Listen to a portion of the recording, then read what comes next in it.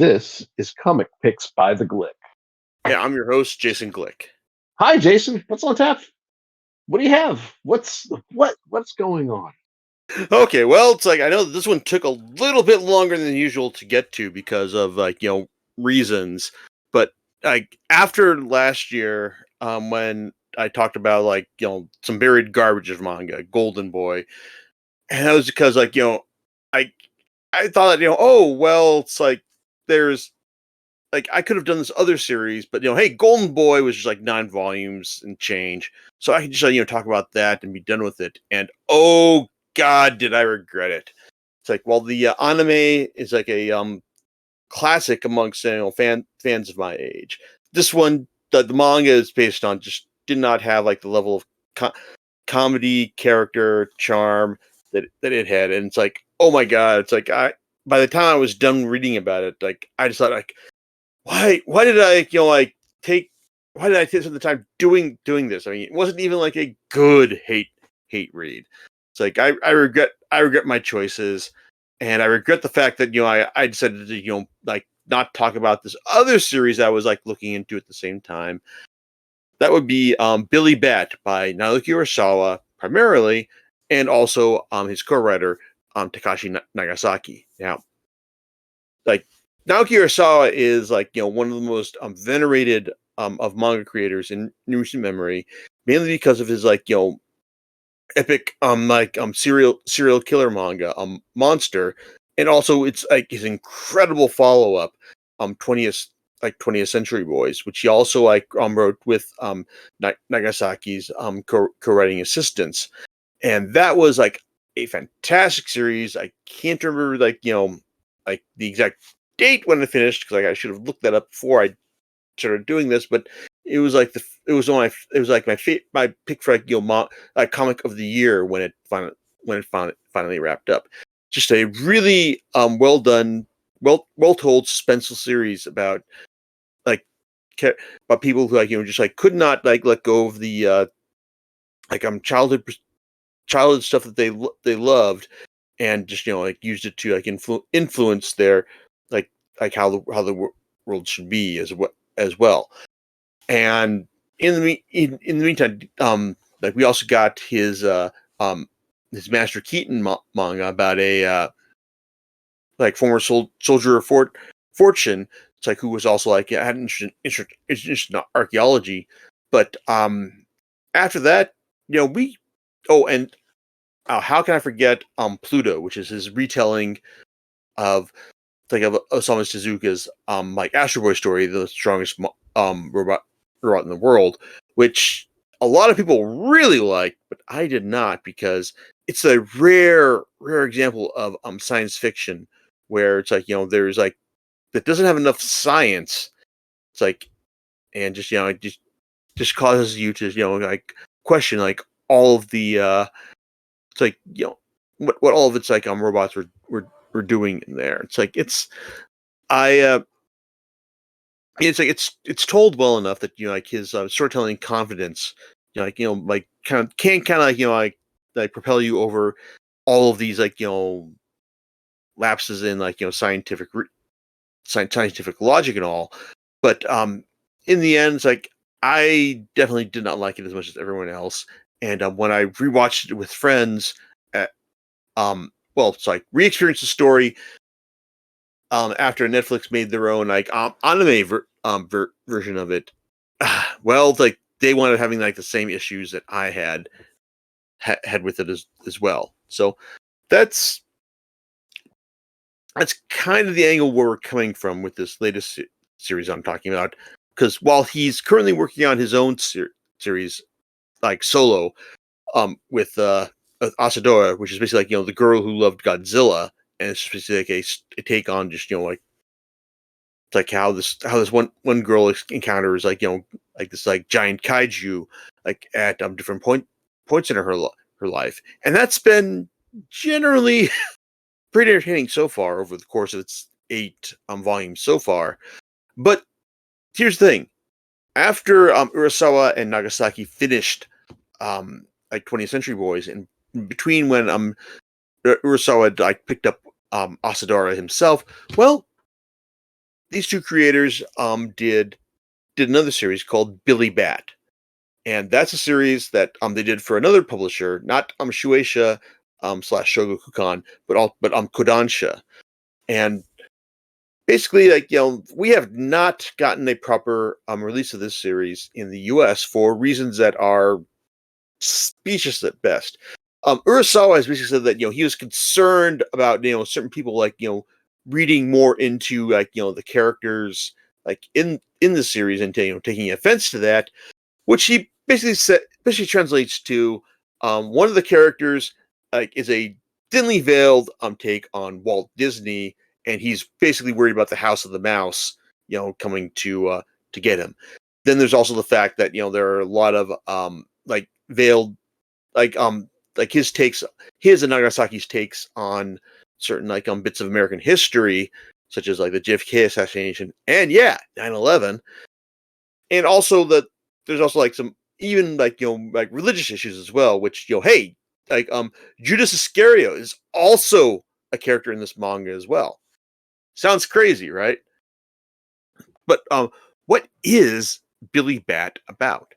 Well, at the start of the series, we're introduced to, like, one character, Kevin Yamagata, like a comics creator, like in post-war America, who's got this, like hit manga called Billy Bat, about an anthropomorphic bat who just goes on, like, adventures, and, like, has his own, like, or like film noir style, like, like, action, and it's like, popular enough, and to one he's even got his assistant, a guy named Chuck Culkin, like, helping him out. But at one point, when some guys from a certain organization, maybe one of those organizations that has, like, only 3 letters to their name, come over to his studio and basically say, we need to, like scope out, like, some potential, like, anti-communist activity here. And then they see that, hey, you're one of those, like, comic book creators and all, and hey, wait a second, I know this character you're doing. I saw him in Japan once, and Kevin is like, what? Because it turns out that Kevin may have unconsciously copied the character of Billy Bat from someone he saw in Japan, and well, he, like, his dad basically instilled in him a strong feeling of, like, you must never steal from anyone, and so Kevin goes to Japan to try and sort all this out. What then happens is him getting embroiled in a mix of not just IP copyright theft, but also, like, people trying to control, control the, control the narrative in terms of, like, post-war activity as well. Like, there's murder, there's corruption, and Kevin gets, like, swept up in the middle of all this as well. In terms of, like, and also in terms of a the death of, like, a Japanese rail executive, which also has its basis in real life too. From there, though, the story goes off in lots of directions. Like, we get the bits with it's like with Judas Iscariot. We get a story of, like, this interracial couple in it's like in the it's like the 1950s as well. Like, and that them trying to, like, get married and just eventually have their own, like, have their kid as well. Oh, and also Kevin winds up getting caught up in the plot to assassinate JFK as well. Because, hey, turns out that Lee Harvey Oswald is also involved in this series as well, and he's also been getting messages from Billy Bat himself. Because, as it turns out, Billy Bat may actually be, like, an actual, like, thing, a narrative force in the world of this series as well. Because, like, he's someone who just, like, appears to, like, people in front of him, and just, like, tells him to try and, like, to influence, like, the story being told as well. And as far as, like, like, well, what's going on here? Like, what is this story actually about? Is it just, is it about, like, a manga creator who is getting messages from this, like, otherworldly force that can predict like, world events? Is it about, like, these agents from these, like, supposed agencies who are never named that probably have 3 letters in them, trying to secure this otherworldly force in order to advance their own agenda, or is it just about just like how the it's like ideas drive manga creators. It's like in order to get them to tell their stories.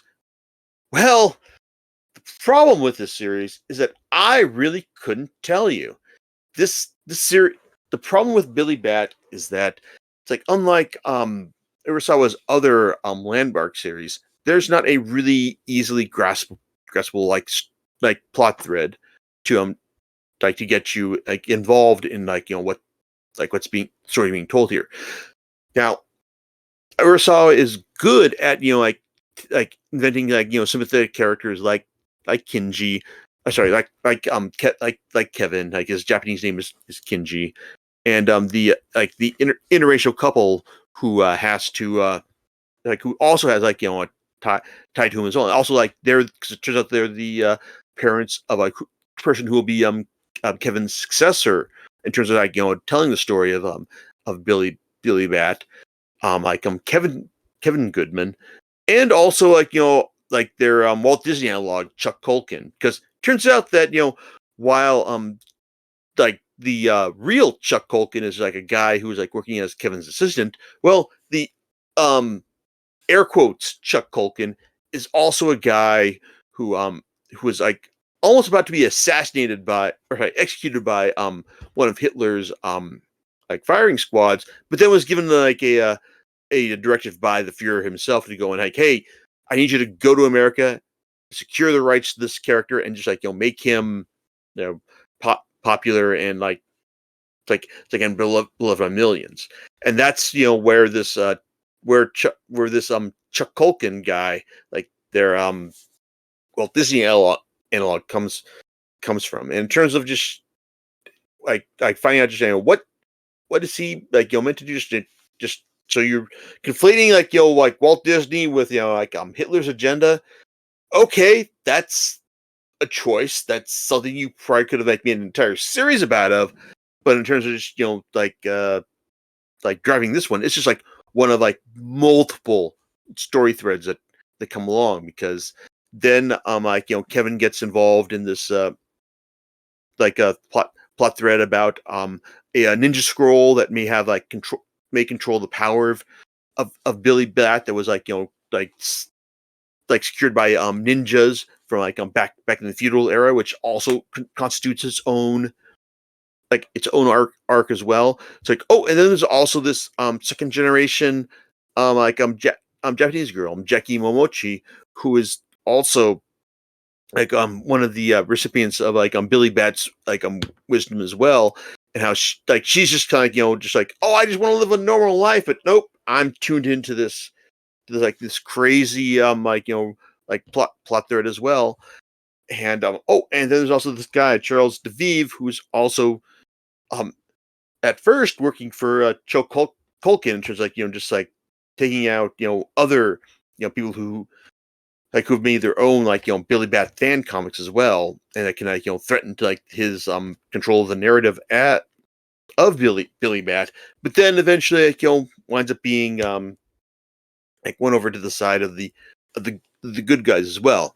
There's all sorts of interesting narrative bits here, but it all doesn't quite cohere in the same way that Urasawa's other series have. I mean, the series does mimic the multi-generational structure of 20th Century Boys, but without that series level of focus. And I've seen other people talk about how there's how Billy Bat is basically a meta story about the how it's how Billy Bat itself is like a metaphor for the drive of creation for a manga creator. And yeah, I can kind of see that, but at the same time though, it the series just doesn't quite quite develop into its own level of like Never to Drive. Like I just like it's there's like just so many like other different like stories going on here from yeah, it's like from like the JFK assassination to like the Walt Disney analog to like the 9/11 business to like Kevin Goodman like taking over Billy Bat and then giving it over to a guy who winds up being the illegitimate son of like not Chuck Culkin. Like it's crazy. It's like, and I think that, and then you find out that there's not just like one Billy Bat or two Billy Bats, but actually three Billy Bats, and one of them is also on the moon because they're actually like some kind of organism that was sent here like a millennia ago in a like in a comet. Okay, sure, man, fine. I can see what I can see. You're trying to like have some kind of like like like ongoing narrative here that that's crazy enough to like draw everyone in after 20 volumes. But I don't know. It's like it's in the end. There's a lot of like stuff does that does work. Like Urasawa's like storytelling instincts, just getting you to care about the characters. Like Kevin is like a very sympathetic character, and it's like easily, and you can really understand like why he wants to do the good, like the right thing here, and just like see him like struggle with the burden that he's given. Like that stuff's good. As is the stuff with like Charles DeVive, who's like initially like a bad guy, but then kind of like eventually like realizes like hey, I'm on the wrong side of things, so like hey, I want to try and make amends for that. Even guys like Kurusu, like one of the Japanese guys who's trying to, from like some unknown agency who's trying to manipulate things, he even gets a like an interesting like quasi redemption bit when he goes to the moon and finds out what his life would have been like had he like been able to like be the manga creator that he dreamed of being. But as it turns out, he finds out that hey, like all the other Earths that were created, well, like they've all been used up now.